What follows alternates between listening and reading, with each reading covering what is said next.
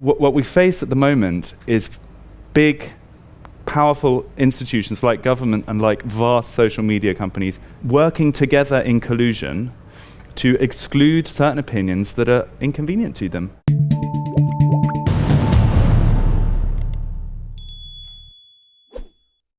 So where do you think, if we just think about where we're going from here?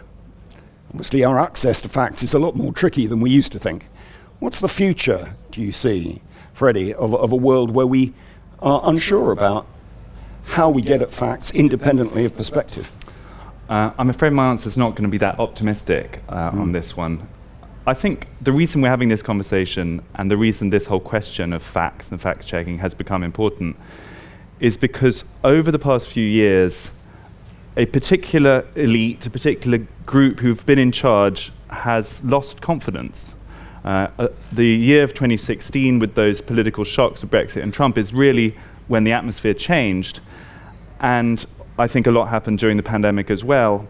And so suddenly the people who are used to having their word as sort of nearly law suddenly are frit, they're defensive, and that means that the kind of tolerance which normally has just been built into a successful liberal society has ebbed away, and there isn't much tolerance left because it's no longer, in a way, to indulge someone saying something that you think is a bit crazy requires a degree of confidence. You've got to kind of know that you're still basically going to be in charge and therefore allow people to say whatever they like because everything's going to be fine.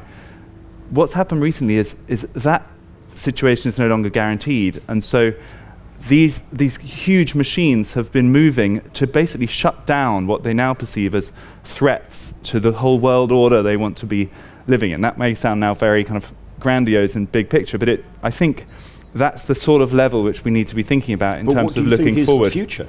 What are you proposing that we you're against fact-checking for reasons that are fairly clear from your examples, but what are you suggesting we should then do about it? I think we need all of us to be better at deciding who we're going to trust, basically. I think that is the future. And in a way, 'twas ever thus. Whether you believe your church or your journalist. Paul about who to trust? I think we need to, I think there can't be, I am up for people calling whatever they're doing fact-checking. All over it. Please, be my guest. But basically, it's just journalism.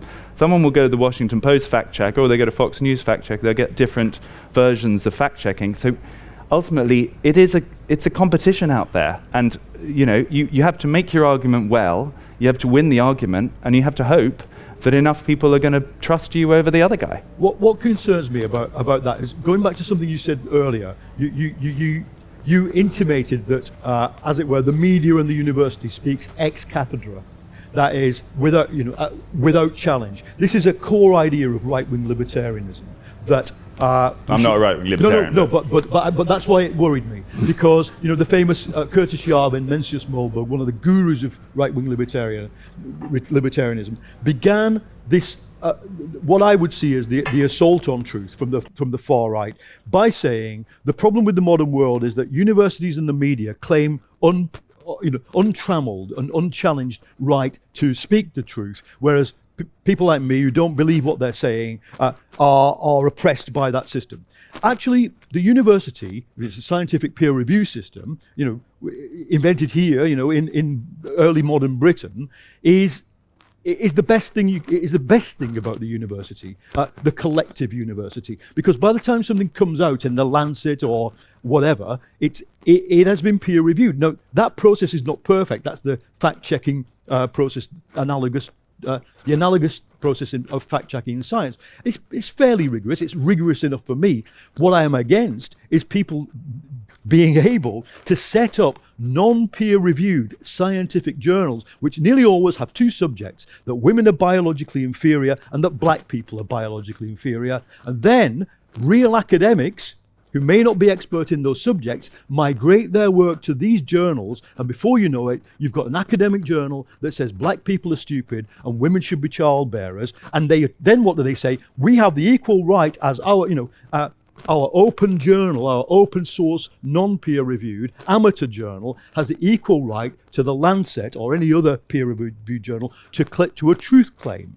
That's where I think the problem goes. But that's not a problem for journalism, that's a problem for academia. Isn't the problem, Paul, that you want to get rid of the fact checkers who are trying to stop people saying the things you want to say, and I think that Freddie is probably trying to get rid of the fact checkers who want to stop him saying what he wants to say, but you probably aren't going to agree on either of those. Of journalism. I'm talking about the process of journalism.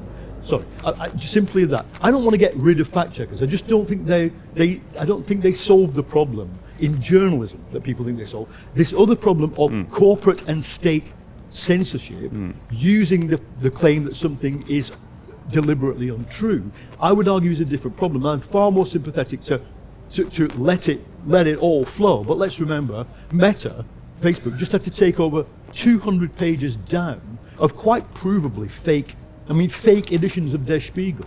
I mean, I'm not going to leave that up. I mean, it has a right to speak. There's already law against that. It has a right. It has a right of free speech. It has no right of free reach. A fake edition of Der Spiegel saying that the Bucha massacre was faked by the CIA. Leave it up. But why should it have the right to sit on Facebook? I don't think it should. I think Der Spiegel would quite rightly have that taken down, and that's already covered in law. I agree with you. The university as it should work is a beautiful thing. Peer review, that's exactly how it should work. Everything should be testable. Unfortunately, it is not a fantasy to say that in recent years that has been under threat.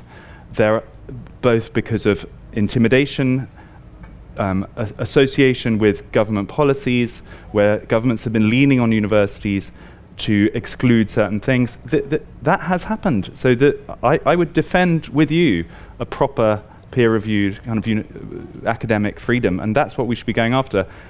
It's what we face at the moment is big, powerful institutions like government and like vast social media companies working together in collusion to exclude certain opinions that are inconvenient to them. And that is real. That's not a fantasy. So, Stephanie, where are you in the middle of this journalistic argument? I feel I'm probably representing a minority view. I find fact-checking quite useful. I like to know if the Prime Minister is correct when she says that energy bills for everybody is going to be capped at £2,500. By the way, no. But she said it. She said it repeatedly. She's in a position of authority. She should know it. It's her policy. But she got it wrong. And I needed Martin Lewis, the money-saving expert, to put out his little analysis of that. And I find stuff like that really helpful because, there's so many things that I need to know about, but I don't have time, like none of us do, to read every single peer-reviewed paper. And I'm a professional researcher. I research all the time, probably more than the average person. And even I'm just it's too much. It's drinking from a fire hydrant. So I'm looking for certain trusted, and the question of who you trust, obviously, highly, highly subjective. I try to go on their macro track record. What they say can be backed up by what we then later understand or prove, or it correlates with other institutes that I respect. I will use those as a shorthand because I don't have time to find out, do I need to get the vaccine or not? I just go to the people that I'm trusting on health who are get the damn vaccine and do it. And that's just my opinion, and I would not tell anyone else what to do. I'm just saying that.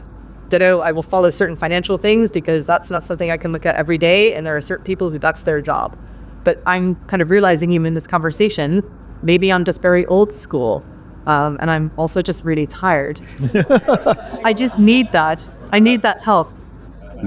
We're clearly in a very tricky situation with deterrence, who we should trust. Yeah. Where there's no obvious also, etc. Those companies didn't do the fact checking, and they didn't punt misinformation off their websites or disinformation. They would get criticized by everyone for not doing it. So I'm also can we just maybe get some agreement on what we all think good looks like? Because we're almost arguing about maybe the wrong thing. What do you want Mark Zuckerberg and his crew to take a view on any of this stuff, or do you just want it to be a massive free speech vehicle? Either which is fine. I don't care, but just saying maybe before we debate fact checking, we should be should Meta be involved in that or not? Should a government be involved in that or not? And if neither of those things should be doing fact checking. The question, I guess, becomes who? To continue watching this video, click the link in the top left or in the description below. Or visit iai.tv for more debates and talks from the world's leading thinkers on today's biggest ideas.